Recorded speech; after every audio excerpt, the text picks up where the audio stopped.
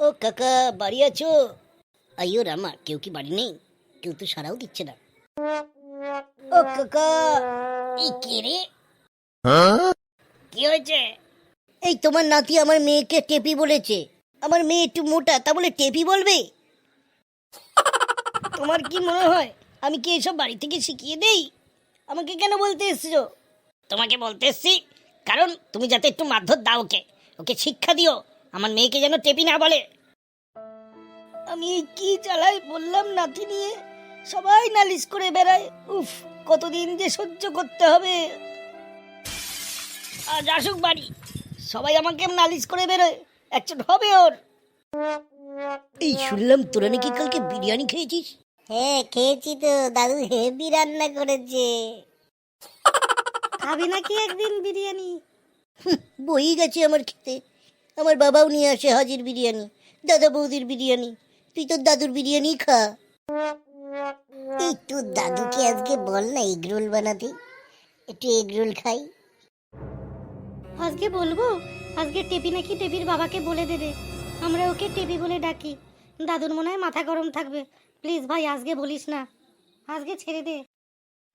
এই তোরা অন্য গল্প করতে পারিস না খাওয়া ছাড়া? শুধু এগরোল বিরিয়ানি এইসব গল্প বলে যাচ্ছিস। তাহলে আমি বাড়ি চলে যাই। হ্যাঁ, তোরা এইসবই গল্প কর। মানুষ হয়ে জন্মেছি, খাওয়া ছাড়া আর কি আছে বল? ওটাই তো থেকে যাবে। মরে গেলে তো কিছুই নিয়ে যেতে পারবো না। ওই জন্য খেতেই তো ভালোবাসি, খাবো দাবো আনন্দ করব। হ্যাঁ, আর বদমাইশি করবো এটা বল, ওটা বাদ দিচ্ছিস কেন? আচ্ছা ঠিক আছে, তুমি ক পেয়েছো, এবার তুমি যাও, বাড়ির দিকে যাও। তোমার তো খাওয়া ভালো লাগে না, আমাদের সঙ্গে একটু কম মিশো। হ্যাঁ, টাটা, বাই বাই।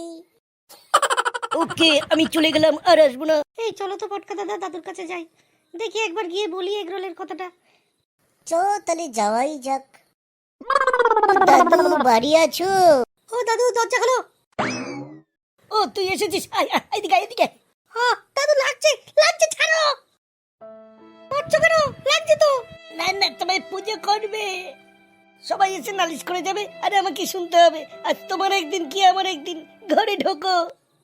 পটকা দাদা, আজকের এগরোল হয়ে গেল। দাদুকে আর খাওয়ানো যাবে না এগরোল, দাদু তো আমাকে মারছে। কিসের এগরোল? কেন এগরোল? আরে দাদু তেমন কিছু না, তুমি আগের দিন আমাদের বিরিয়ানি খাওয়ালে, তাই আমরা ভাবলাম যে দুজনে যা জমাই টুকটাক করে সেই দিয়ে তোমাকে একটা এগরোল খাওয়াবো। আর তুমি তো ওকে মেরেই যাচ্ছ, একটু ছাড়ো না, ওকে ছেড়ে দাও। বাবা বাবা, সে তো খুব ভালো কথা। তা কই তোদের এগরোলটা, কই দিয়ে আমি একটু খেয়ে নেই। সে তো দেবই। আচ্ছা বলো তো, এগরোলটা কে আবিষ্কার করেছে? তাহলে শোন, 1930 সালে নিউ ইয়র্ক সিটিতে লুমফাং একজন চীনা লোক আবিষ্কার করেন। বাহ, তুমি তো কত জানো।